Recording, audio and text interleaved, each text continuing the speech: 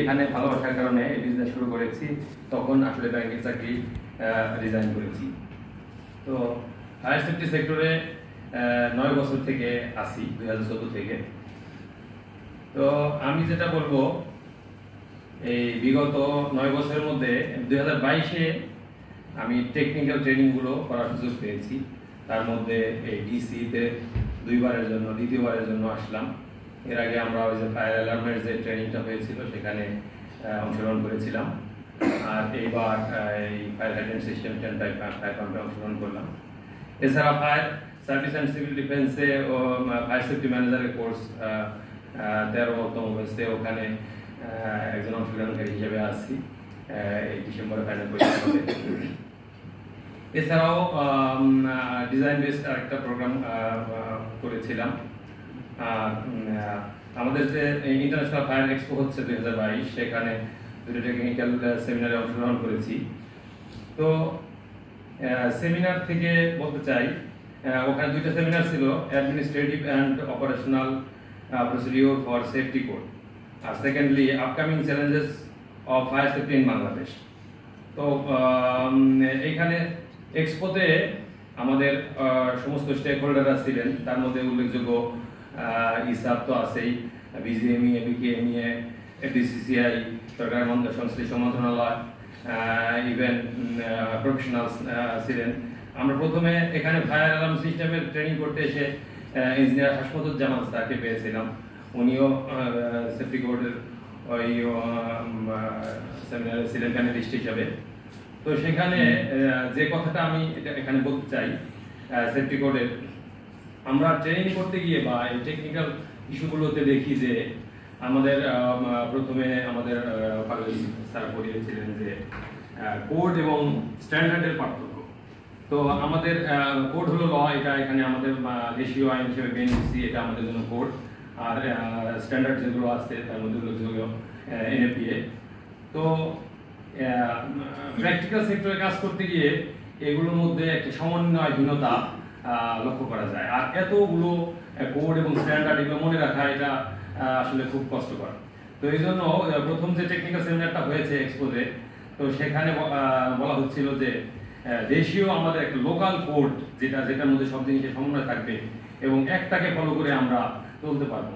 তো আমি মনে করি যে এই ব্যাপারে যেহেতু যে কোনো স্ট্যান্ডার্ড বা কোডের সেখানে বুয়েটের অগ্রণী ভূমিকা থাকে, তো এখানে বুয়েটের যে দায়িত্ব বা বুয়েটের যে ভূমিকা সেটা এই ব্যাপারে এগিয়ে আসবেন। এবং যেহেতু আমাদের আগের প্রোগ্রামে, আগের ট্রেনিংয়ে সম্মানিত ডিসি মহোদয় বলেছিলেন যে এখানে একটা ফায়ার ইনস্টিটিউট হবে।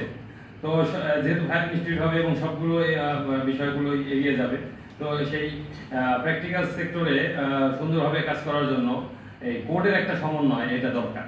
কোডটা যেন এবারে বুয়েটের যে ভূমিকা, আমি সে ব্যাপারে আমি অনুরোধ রাখবো, আমার সুপারিশ রাখবো। আর এইখানে যদি কোর্সের মূল্যায়নের বিষয়ে আজকে ডিসি ডিরেক্টর জনাব নাসিম স্যার আমাকে ফোন করেছিলেন, তো ফোন করে কোর্সের বিষয়ে ফিডব্যাক করেছেন। তো আমি যেটা বলবো যে আগের কোর্সটার সাথে এই কোর্সটার কিছুটা পার্থক্য আছে। আগের কোর্সে পার্টিসিপেন্ট বেশি ছিল। আর আরেকটা বিষয় হলো যে এইবার যে আমাদের যে রিসোর্স পার্সন যারা আছেন, যাদেরকে সিলেক্ট করা হয়েছে, আমার কাছে এইবার রিসোর্স পার্সনদের ডেলিভারি এবং ক্লাস, এটা আমার কাছে অনেক চমৎকার মনে হয়েছে। কারণ আগের বারে ওখানে, কারণ এনাদের সবার 4জন বা যে কয়জনই ছিলেন সবার ব্যাকগ্রাউন্ড বুয়েট, এই জন্য। আর ওনারা প্র্যাকটিক্যাল সেক্টরে যেটা উনি অত্যন্ত অভিজ্ঞ, এবং এবারের ক্লাসগুলো অনেক ভালো ছিল। কারণ যেহেতু আমি বলেছি আগেই যে 9 বছরের আমার সেক্টরে অভিজ্ঞতা, এবং প্লাস আমার কোম্পানি প্রায় 100 মোর দ্যান 100 প্রজেক্ট করেছে এই ফায়ার ডিটেকশন এবং প্রোটেকশনের। তো সেই হিসাবে এইবার যে কোর্সটা হয়েছে এবং রিসোর্স পার্সন যারা ছিলেন এনাদের আমার কাছে অনেক ভালো লেগেছে এটা। আর অ্যালার্ম সিস্টেমের সময় কম ছিল, এবার 4 দিন ছিল, ওইবার 3 দিন মাত্র ছিল। আর তারপরে আরো যে ডিটেল, যেহেতু অ্যালার্ম হাইডেন্ট সিস্টেমের সাথে অ্যালার্ম সিস্টেম বেশি প্রয়োজন হয়, বেশি অ্যালার্ম সিস্টেম বেশি জায়গায় কাজ, মানে অনেক প্রজেক্ট বেশি, এটা বেশি জায়গায় লাগে। তো সেই জন্য অ্যালার্ম সিস্টেমটা আমার মনে হয় যে আবার হতে পারে।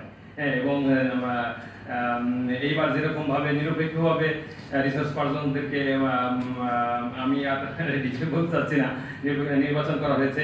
তো এইরকম যারা খুঁজে খুঁজে এই সেক্টরে যারা আছেন তাদের থেকে বের করে যারা সত্যিকারের এক্সপার্ট যারা আছেন তাদেরকে দিয়ে অ্যালার্ম সিস্টেমটা আরেকবার হইতে পারে।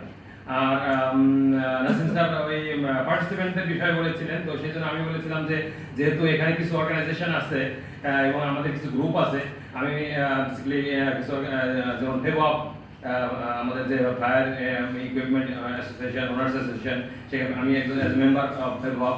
তো সেখানে এরপরে যদি কোর্স হয় আমাদেরকে জানালে আমরা সেটা অর্গানাইজ করতে পারি যাতে পার্টিসিপেন্ট বেশি হয়, পার্টিসিপেন্ট বেশি হয় এবং এটা কোর্সগুলো ফ্রুটফুল হয়। পার্টিসিপেন্ট ভরা থাকলে এবং বেশি হলে, কারণ আগের বার আমরা শুনতে পেয়েছিলাম যে যা ক্যাপাসিটি আছে তার চেয়ে বেশি হয়েছে এবং কাউকে ডিসি কাউকে রিফিউজ করে নাই, যারাই আসছে প্রত্যেককে সুযোগ দেওয়া হয়েছে। তো এবারের কোর্স অনেক ভালো হয়েছে, সামনে আরো সুন্দর সুন্দর কোর্স আসবে, আমরা সেগুলোতে অংশগ্রহণ করবো। আরেকটা বিষয় যে টেকনিক্যাল সেমিনারে যে বিষয়টা আলোচনা হয়েছিল যে আমরা এই সেফটি সেক্টরে আমাদের যে যদি 3টা সেক্টরের কথা বলি, তো গার্মেন্ট সেক্টর এখানে আমরা ঘুরে দাঁড়িয়েছি, এখানে একটা ম্যাসিভ চেঞ্জ হয়েছে। হ্যাঁ, এখানকার অ্যাওয়ারনেস বেড়েছে এবং কাজের পরিবেশ আজকে আমাদের সম্মানিত রিসার্চ পার্সনরাও বলেছেন যে ওখানে আগে যে অবস্থা ছিল এখন সে অবস্থা নাই, ওখানে উন্নতি হয়েছে। কিন্তু দুইটা কমার্শিয়াল এবং রেসিডেন্সিয়াল এই দুইটা সেক্টরে অনেক কাজ করার সুযোগ রয়েছে এবং এখানে অবহেলিত এখনো আছে। তো সেই জন্য অনেক